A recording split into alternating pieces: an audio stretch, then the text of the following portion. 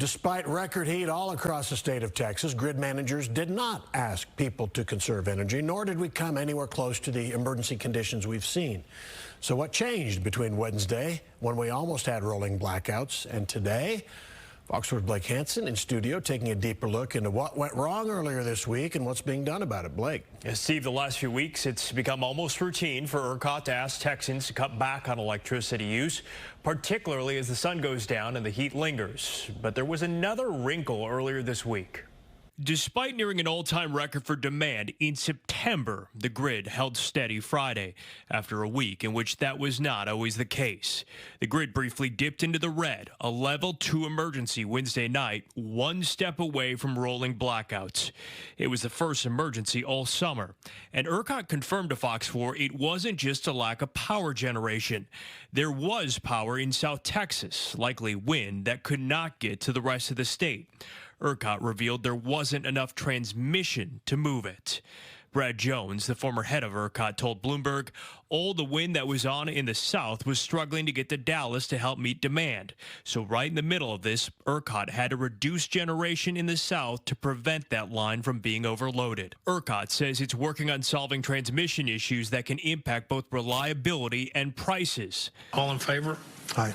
Last week, ERCOT's board approved a $329 million transmission project, but documents show it won't be ready until June of 2027. ERCOT says it's working on quick fixes in the meantime.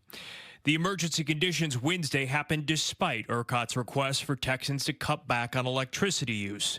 Since mid-August, there have been 10 such requests.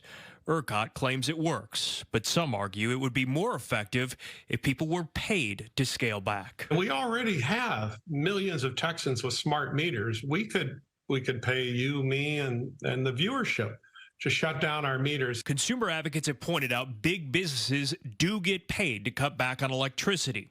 The Bitcoin mining company Riot announced this week that in August alone, ERCOT paid it $7 million, and it made another $24 million selling back unused energy to TXU, totaling more than $31 million.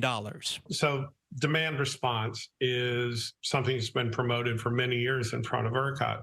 That has not gone over well in Austin because the whole point has been to try and give incentives to the generator side of the market. And if we start paying consumers money to turn off their meters during the day, then that's money that might have gone to the generators, and the generators don't want to see their customers essentially become a competitor with them.